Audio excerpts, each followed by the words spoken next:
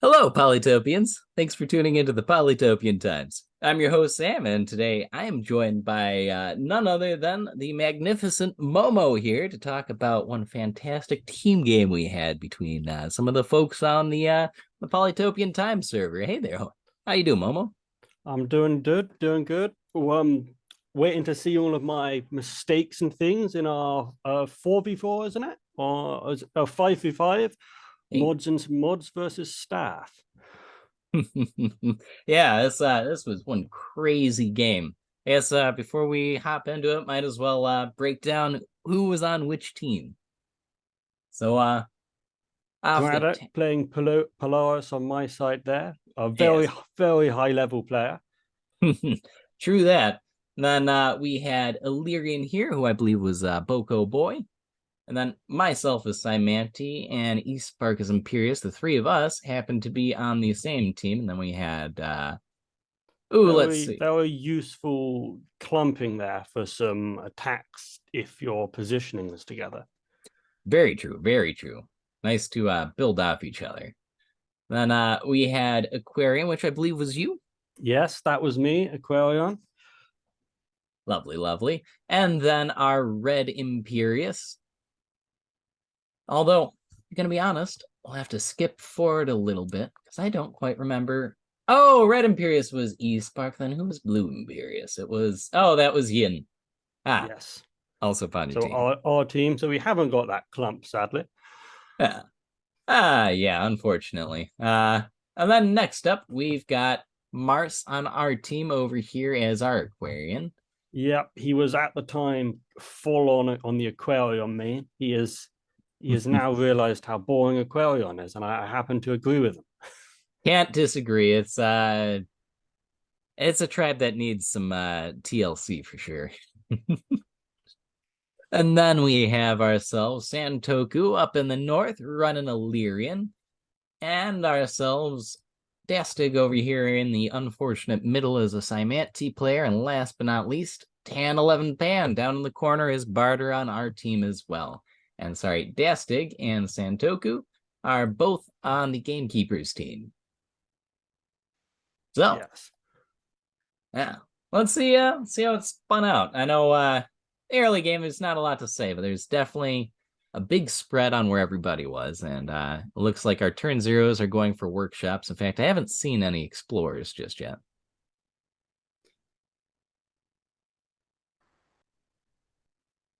Well, it's strange that because on a team game, I would have thought, well, now first city obviously, but second city, I expect we'll see a lot of explorers. Yes. Because that sharing is very useful. Yeah. And I mean, to be fair, our Illyrian anchors on both teams are able to share all that lovely ruin information for the rest of the teams, of course. Yes, yes. I didn't think of that. That is Definitely hyper useful. And we're seeing the general sort of breakout here. Now I'm gonna take a quick pause here on turn two for Cymanti. So at this point, Dastic and I are largely following exactly the same playbook for our starting turn. The unfortunate thing is, of course, Dastic's in a bad yeah. place. Yeah. Standard meta there with moving and boosting as opposed to using it more riskily to go out and find something. Yes. Yeah. You can definitely get a lot of benefit if you can get that shaman out in the right place, but you can also lose him early on. And we did see Dastic just at the end there decide to move him off instead of boosting a second warrior. And well, that'll be where we diverge. Although Yeah, to so be fair, I think that may have been a mistake slightly on his part yeah. because he wasn't using maps so much in our group chat. Well, Ah, if you used it to work out a bit, I think positioning more because if you know half the players, you you've obviously got much better, safer movement. You know where people are likely to spawn. right. That is true. That is true. And just a side note here, I believe this was our first explorer, and this was you. That was me. Yes. So, first explorer of the game here, getting a lot of good vision in, a lot of scoping on tan, and we're just starting to see what I'm doing in the middle there. Yeah, I was very scared at this point when you see your two enemies below you. as an Aquarion player is it's that's when they come for you. Yeah. Yeah. Well, yeah. You're not exactly positioned to do much against the early No, game offense. Yeah. and No. Bardor not lucky either. No. No. Oh, this is interesting. So we saw Dastig head out this way, find water, didn't continue to explore that shot, moving him back because he's already made contact with Illyrian. I think, honestly, that move hurts him extra just because he didn't even follow through on it. Yeah, but he is going to get that boosted Uh, riders constantly. I mean, Yeah, and that boosted Hex will help, but if he'd had that boosted Warrior turn earlier, two of them to maybe hit that Polytor, that could have made more of it. No, sorry, I thought that was a Polytor. That's his Warrior. Yeah, yeah, it's definitely an interesting point. He's making the right move, moving it back to the city. I'm with you there. He's going to need it if he's going to make any impact at all. well, if there would have been a city above, it looked like I would have thought another 2 towers to go. Yeah, I mean, unless he wanted to get climbing, that would have I might have been tempted to go for that relic. Yeah, yeah, that is it's a very tempting ruin. I would suppose that would have happened if he hadn't run promptly into Boko as our Illyrian anchor. And of course, Tan's over here getting what looks to be the second Explorer out, but his Explorer was a lot less useful. It went around this way and then decided to walk back behind his base. Well, that's not a particularly good map spawn. He's got quite an empty space in that middle with, I mean, a great amount of forest he's going to have later, but that's quite a long way to the right. And so he's had to go back, which is not what you want to do against someone like Mm-hmm. Quarion. Yeah, no, this is not working well at all. Yeah, against an Aquarium player, you definitely want to get up before it's settled, just contest their face, right? Whoa. Yeah, go out for that one up over that mountain is where I'd be Yeah. heading. Well, we can't all say we make perfect decisions, right? No, and he could have had good reasons. I'm not sure if he got that explorer this turn. So Yeah. Oh, yeah, yeah,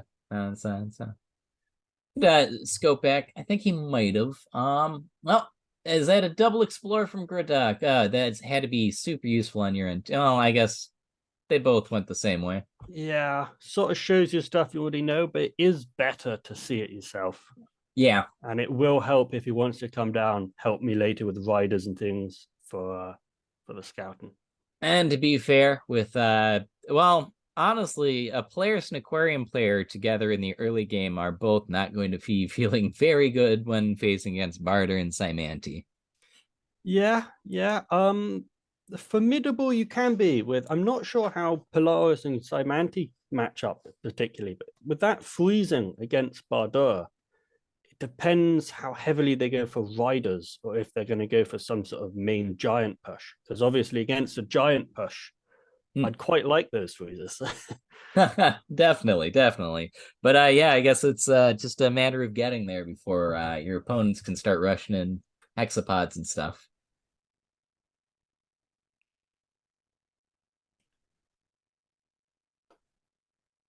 All right, Boko got himself an explorer out that way. Of course, down in the bottom, I'm just trying to build up my economy as fast as I can, so I'm going straight that Mhm. way. Although I'm going for an explorer myself. Again, that vision And on your own end is crucial.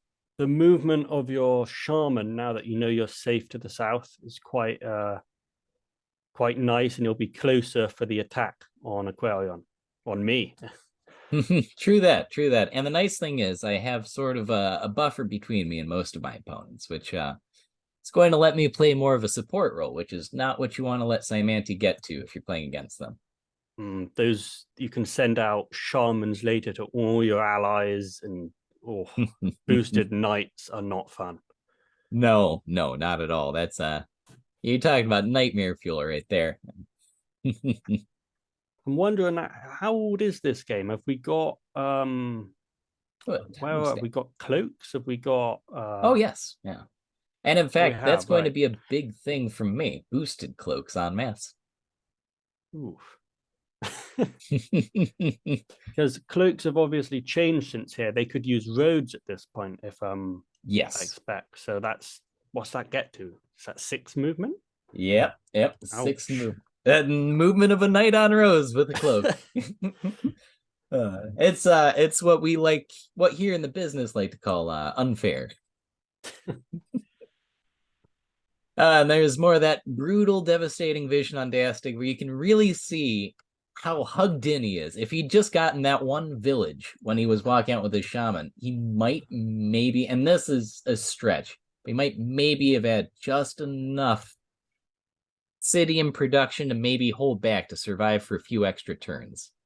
I'm not sure though. I mean, it's just not a good position in general. That shaman's likely going to die within a turn or two. It's Yeah, it wasn't the right Civ to have in that position either. That is, yeah, that's if you're gonna have a Civ, probably quite solid of any of them, right?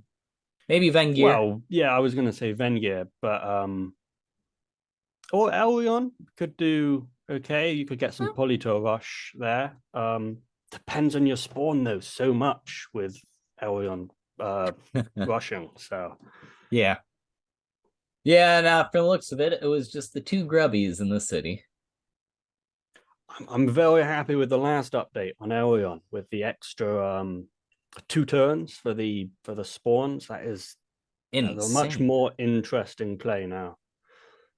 Yeah, it they're a lot stronger as a tribe. I think they're honestly mid to top A tier now with that sort of bump up. I Just wouldn't I wouldn't be surprised if they nerf some of their spawns a bit, which is I yeah, think what they need.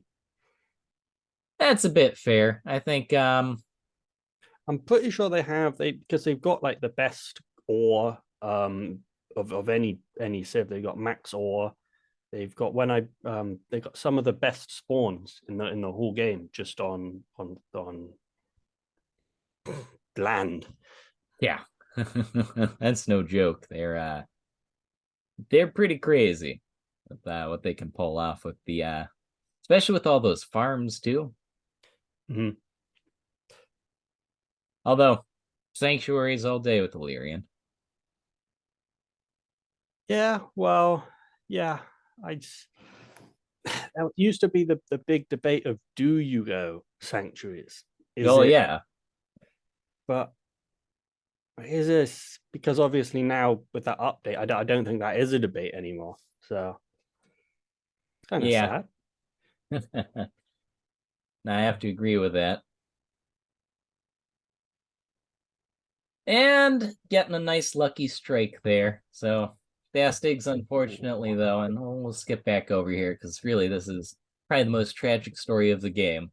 Just in a bad place. Eastpark's already moving in from the south, and he's doing his best to deal with Boko in the north. But this is the village he's been trying to get for turns, and he just won't get. It's turn 6 now, and we don't have a Yeah, boosted hex. Yeah. one city turn 6 is something's going wrong. Yeah. Anyways, getting what shots he can in and some vision at least, which will be good for the team if it's shared along with the team. We've got Tan finally getting that northern city he should have been going for a long time ago and getting an explorer out of that. Well, I should say at this point that Tan had sent a bit of a sneaky message about a deal to me, which Yes, I remember that message to me, at which point I was like, are you insane? I'm right here. Yeah. But yeah, there's always a little backroom diplomacy, right?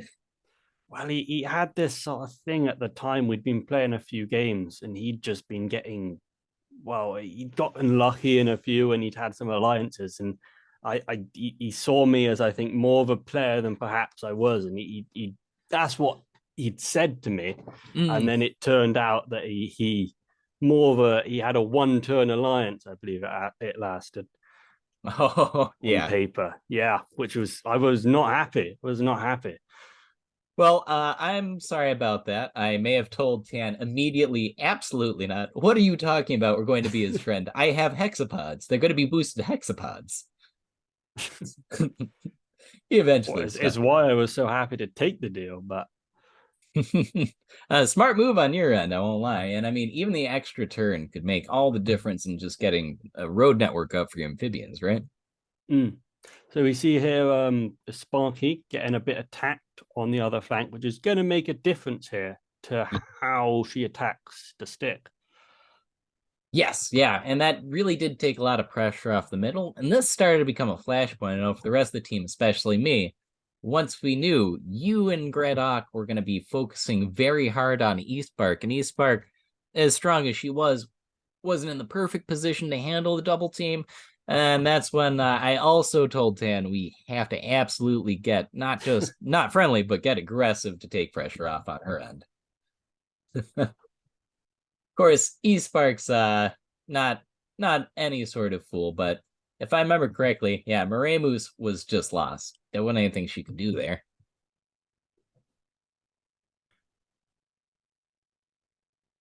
And of course, we've got Yin in the corner here doing who knows what Oof. Yin's doing. He found this village. He walked away from this village Yeah. and decided, I'm gonna fight Mars with a He's defender. at this point, this is he is going straight for cloaks right now, and he's got this strange plan that he's going to get a cloak a very low level city, but he didn't think about that.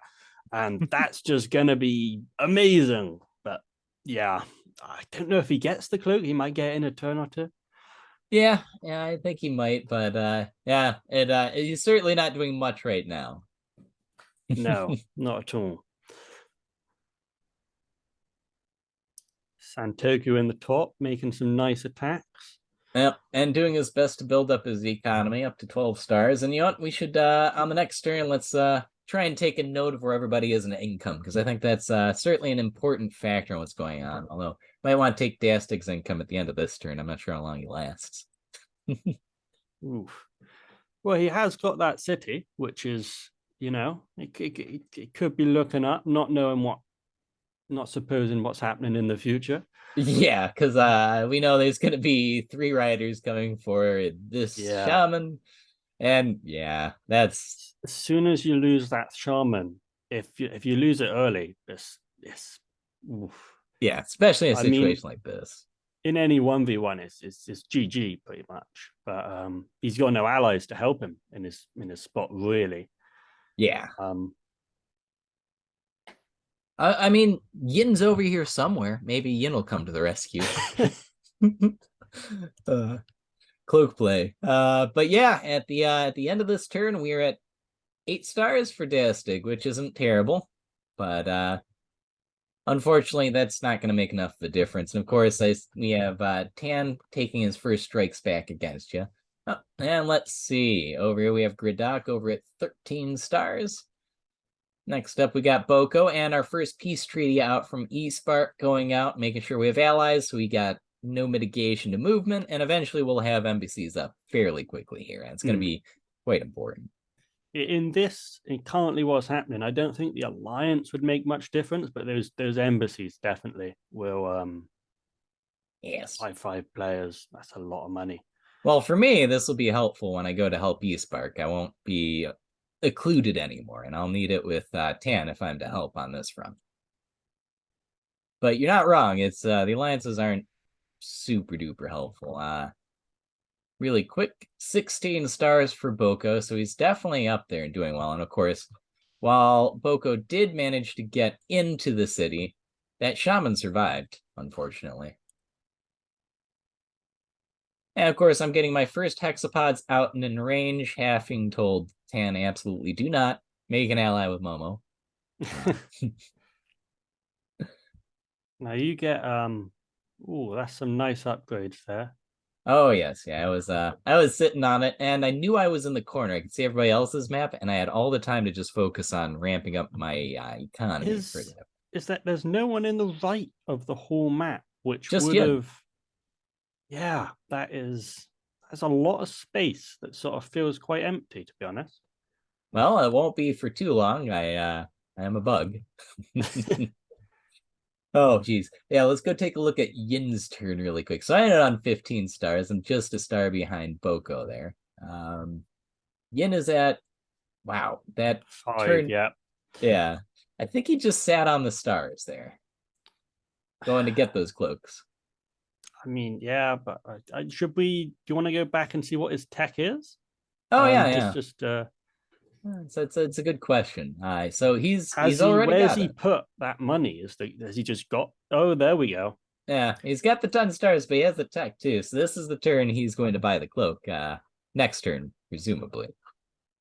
Yeah, but because you're on one city, that's you think, oh, well, you got a level 3 tech. It's not a lot of money because it's only cost him 7. Right. No, not at all. And I mean, the cloak's going to cost more, and the cloak's also ultra Yes. vulnerable. And what is he thinking here? Like, well, Yes. we'll see.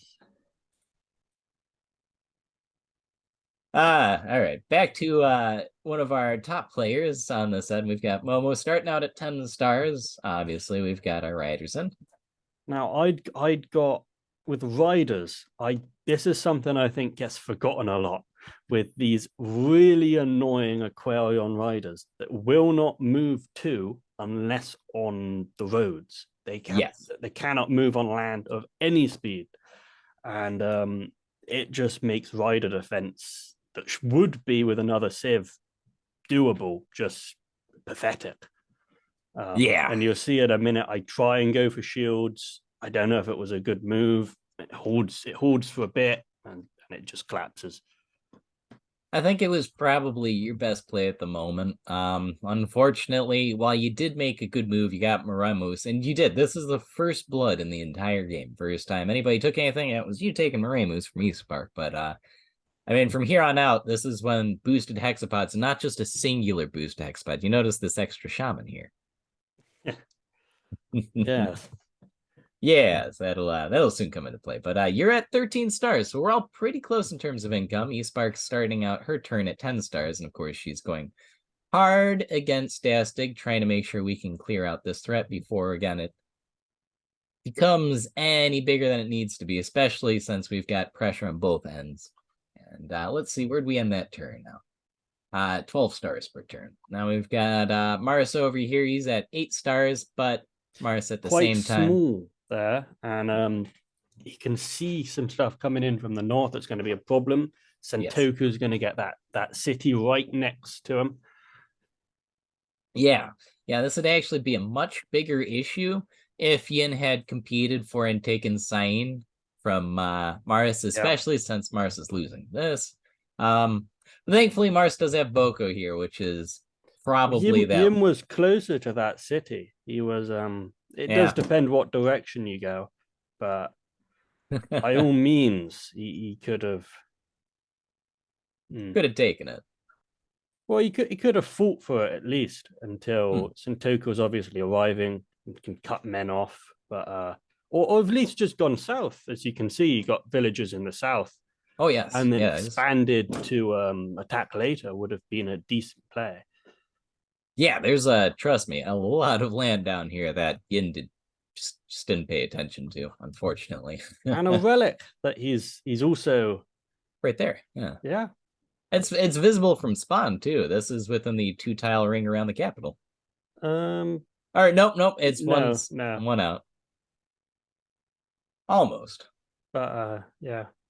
Still. So he might not see that, to be fair to him. Yeah. Actually, we can always just go take a peek. You're right. He can see right next to it, but yeah, he's managed to just barely miss it. Unfortunate. That's how it goes. Technically, you should have seen it from a screenshot from Santoku, though, right? Yes, but he was not particularly Discord active. I think it took us till about turn 7 or something to get a screenshot out of him to go, where the hell are you? Oh, geez. Yeah. So Santoku saw him just after he sent a screenshot. Well, you can. Oh, sorry. Say that. Okay. Dastig's only life support there. This is last play. That shaman wasn't taken out. I thought that was going to be dead a turn ago, but he's managed to cling on to it. Yes, yeah. It's really curious because you wouldn't think you'd go for the city at all if you could just take out the shaman. A warrior or a hexapod on its own is just not that much of a threat. Yeah. And of course, we can see. So I was talking with Tan throughout this whole time. On the back end, he was getting smitheries, so he could put up a wall between you and me and also get on the offense. He's just finally gotten that to actualize into something now. You can see that he's been quite scared in the fact he's taken that wall. He is expecting an attack, and I think it may have been better. Obviously, I don't know what he was thinking with Yeah. whether he wanted to actually defend and make a peace and then decided not to, in which case I suppose you could justify the wall, but being a lot bolder there could have hit straight harder, especially when you know you're up against a Aquarian. That's very true. Now, in all fairness, that was Tan's call, but he was taking a look It at it. was I was talking with him. We broke the treaty. He knew he was going to be in a fight, and he also knew it would take me a bit of time to be effectively in the fight. So he wanted to do some walling up. I do agree, though. I think the extra 5 stars might have helped just take that offense to the next level. And of course, we still have that same shaman still alive. Boko did not clear that out yet. And East Bark. Oh, sorry, no, this is my view. I can't see it, of course. But we do have industrial boosting starting to get set up. So over here, I've gone ahead and gotten philosophy and mining so I can go and get swords along with my writing out, really ramp up the fight. But also, I have a bunch of metal, especially with this here. Yeah, that is lovely. That is. Yeah, not for you guys, but That's sadly only a brilliant spot for one city, I suppose. For you got a 3 spot, yeah, and yeah, that's some. Not bad. All right, No, not they're bad. good spots. They're all good spots. Yeah, yeah, I certainly wasn't complaining. We'll get I get a couple of bump ups there in terms of the efficacy of all this, but it's really just about to get going. So up until now, I've been sort of this background character. You haven't had to really deal with me. Nobody else, Dastig certainly hasn't had to deal with me. I haven't been involved in the fight whatsoever. But I've got industrial boosting up. I've got hexapod production about to be spammed out and another city about to go. So the nature of the game in this southern corner is about to change substantially. Of course, I've got my warrior wandering north where Yin should be, but we haven't seen Yin yet. Yep, mycelium coming in there, which is obviously not great for movement because it doesn't any, but that was a lot cheaper than roads for connection. And obviously you're not defending here, but if you ever did die. Yes, yeah. That would be quite nice.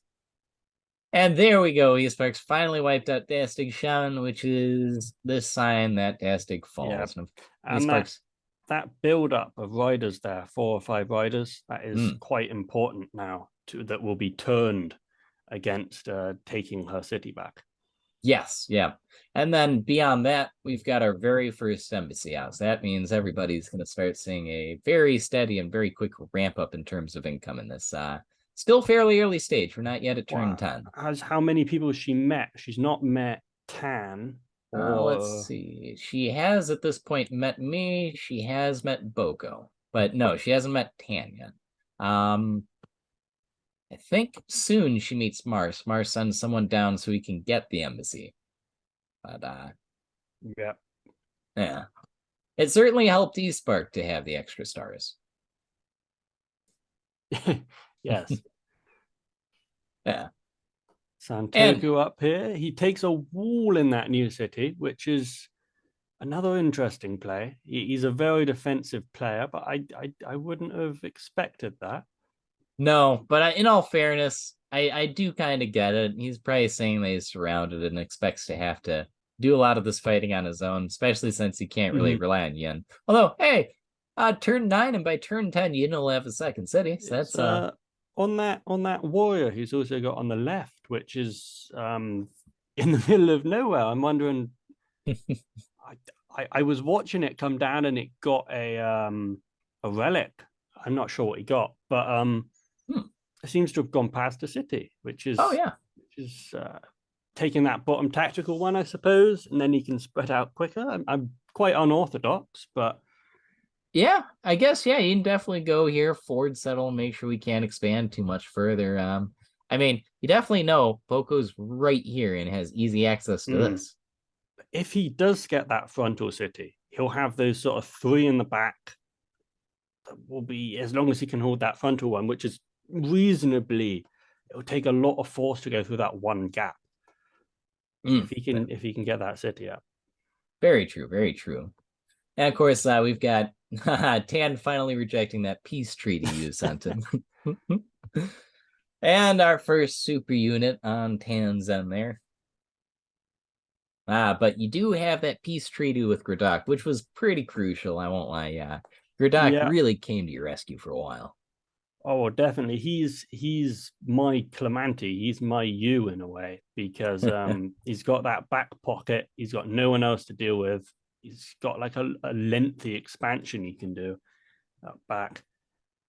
Yeah, definitely a serious problem for the rest of us. Although can't be complaining too hard. Unfortunately, two out of the U5 on your team just weren't super aggressive. Certainly can't say Yin didn't get a good spawn, but Well, it was a great spawn, but yeah. yeah. Yeah, it just didn't go the distance, unfortunately. But He's there's Yin. finally got his second city though, turn 10. Uh, so that's something, right? He's sending some photos at this time, and we were trying to give him some advice and what to do and not to wait and try and make the cloak in that frontal city to just be spawn killed. Right. Yeah, it'd be a complete and total waste. Because that is what he was wanting to do, and Oh, I think it is something that is a bit of a risky play that can work, but it's just because hmm. I'm not sure what it was then, because I think this has been introduced, but anyone who plays now will know after you make one, he has to go invisible before he can actually attack. Oh, that was still the case here. Oh, was it? Yes, yeah. So there's that. And also, I don't believe at this time when you did the siege, I'd have to double check, but I don't think it did the whole like stars thing where it messes with income. Right. It does, I think, deny your income, but it doesn't give any to the attacking player. Right, right. Although with cloaks, I gotta say, I like the ability to sneak behind the lines. Now that everyone can detect them, they're not the same. You couldn't surprise kill someone with them. They're more of just a normal unit you attack a frontal city with now. Yeah, I mean, you can still try and be a little stealthy, but it's just near impossible to pull off, and it's too easy to counter for the return. You can't obviously get them in the early game, and in the late game, if you've got battle lines in a proper battle, you're not getting them past. That's true. That is very true. Well, at this point, eSpark shifted all her rider spam over this way, and of course, we've got that first cloak on her end headed out, and we've got peace treaties and embassies up the wazoo here. At this point, eSpark's just above me in terms of. Just seeing there, he's made a cloak on quite an outer city. Mm-hmm, a bit, and you'd think Yes. it's a risk because yeah, Marimus is right here. Well, I'm just thinking we've just said about this, and I'm not sure what units are there. But obviously you're in the south. You've got that's a dangerous amount of hexes coming. Yes, lots and lots of boosted ones. And at this point in time, I'm still taking it very slow in terms of production. Just throw out a couple of hexes of support every turn because I'm trying to Or build my just eco. look at that eco. That's 28, and if you, I mean, we'll have to see what other people are in a set, but they're not 28. I don't think. No. I mean, with eSparks, I think the closest at 25 because she's got more embassies out right now. Right. And we've got We got 6. yeah, Yin's here. And there is just Ooh, taking that we pause. punished that cloak. Yep. Yeah, we were just talking about it.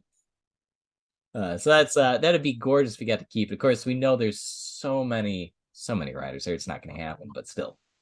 Yeah, but it's still denied some income, and that's a 8 cost unit. Yeah, and that is one scary hit across the board.